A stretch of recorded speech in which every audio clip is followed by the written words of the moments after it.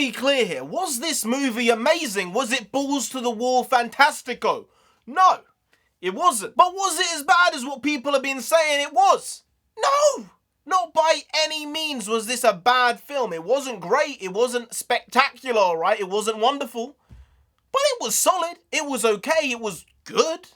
So I think people have got this one wrong here. I think this is a fun, weird, kooky, quirky superhero movie. And in some ways, I would say maybe better than the first one, even though the first one I do think is better overall. Some aspects of this were very, very fun. Hey, NarendraTheComic here. Right now, we're just going to be reviewing Wonder Woman 1984, Wonder Woman 84, or we can just call it 84. I do not know. But what I will say is Gal Gadot is very good as Wonder Woman. While sometimes her delivery is quite wooden, like very wooden, other times it's good, and I do feel she kind of embodies Wonder Woman. I think Wonder Woman, I think her.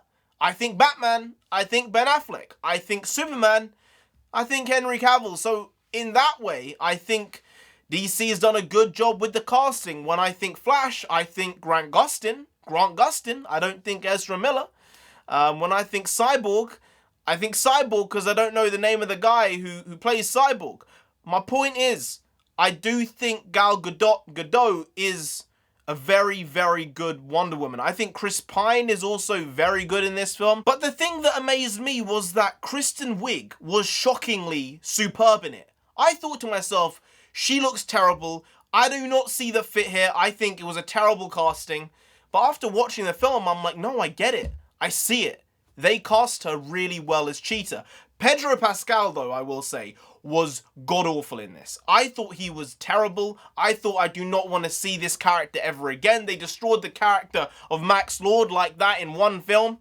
I'm like, boys, come on. Come on. He's a good actor. He is a good actor. And he was shit. The character was bad. The acting wasn't great. It was super panto. No, the story here was the big contentious question, because we know we were going to get some good visuals. We know some of the CGI was going to be incredible. But it was a story that was the crux of this, obviously, and I think that was one of the main problems with this film. Because my question is, why, when you have the entire DCEU to build out and characters to flesh out, would you choose this random arse story to be the crux of this movie? Like, you could have gone anywhere with this. This was literally an option to do anything you wanted with this movie. And it kind of just felt like you chose a very obscure storyline to go with while it was dealing with Diana's grief and you know, the idea of getting what you wish for, but something being taken in return. I understand that, but the odd thing was the story itself was a bit fluffy. And I feel it was a bit unnecessary for the DCEU. I think that it was a good film in some ways. It was a good story in some ways. But it was an unnecessary story for us to see.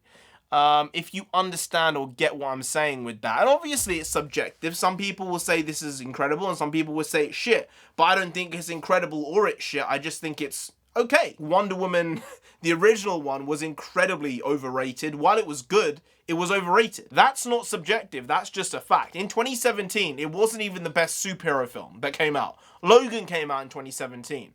Thor Ragnarok came out in 2017. What else? Spider-Man Homecoming. And there was another one, Guardians of the Galaxy 2.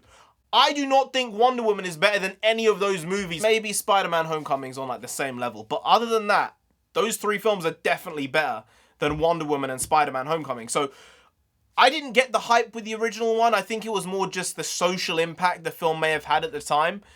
This one, though, unfortunately bombed at the box office because it came out during, you know, the coronavirus times, as we have eloquently called them here. And I don't think it did that well on HBO streaming. And it seems like the Snyder Cut may do better for HBO Max than Wonder Woman 1984. It's an odd one. I don't understand how that works because 84 is obviously a new product. It's a new project. It's a new film.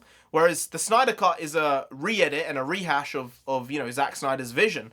So I would have thought that Wonder Woman 1984 would have brought in more viewership than even the Snyder Cut. But I'm telling you, the Snyder Cut had a big audience. It had people wanting to see it for half a decade. And I think that's why they're getting the traction they're having right now as opposed to with Wonder Woman 1984. It was an incredibly beautiful film. Like, the directing was very, very good. The visuals were incredible. It was so nicely crafted that it made me think I was watching like an actual moving picture. I know that's what movies are, but it's the first time in a long time where I felt this is so well shot. It was very, very well shot for me. Some of the Diana scenes were incredible. I did like the lightning, you know, flying stuff where she was clinging onto the lightning and swinging through the air. I didn't like how she was basically flying in this film, though. That was something I didn't like. I was like, what are you doing here? She wasn't flying in bloody Justice League or Batman v Superman, but she's flying in Wonder Woman 1984. There's like a 25-year time gap here. What's happening? This is madness. 30-year time gap. I don't know. So that one was a bit out of place where she just started flying at the end of the film. Like, what? Maybe it was more gliding. Maybe it was more gliding than flying.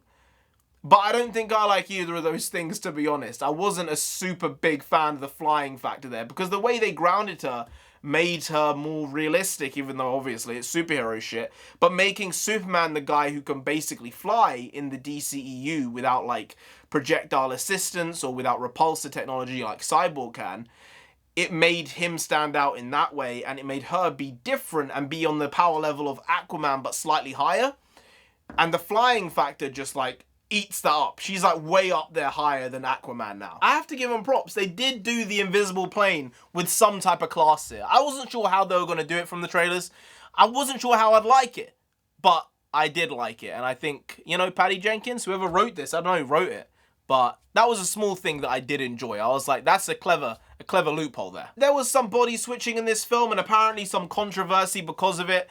I think people are just too damn sensitive nowadays. I think it's absolute nonsense that people got annoyed at the body switching and what happened in the film with the body, and because Chris Pine's character is in not his own body and he's in someone else's body, but he's doing the things he wants to do, so there's no consent, which is the idea. Look, consent's important. But like, this is a movie, a superhero movie where Diana's actually a good person. It's not like Diana's like the evil person who's doing wrong things. She's trying to save the world.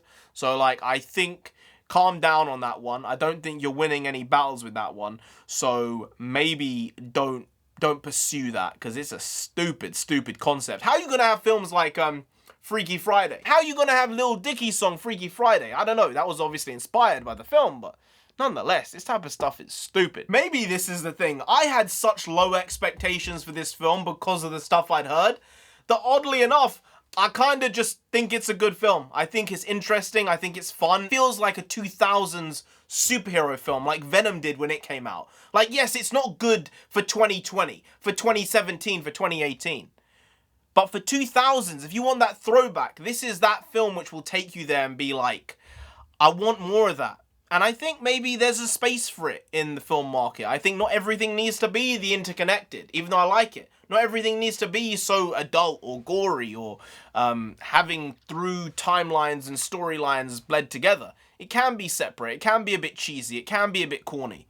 And maybe sometimes I like some cheesy corn. All right? Anyway, guys.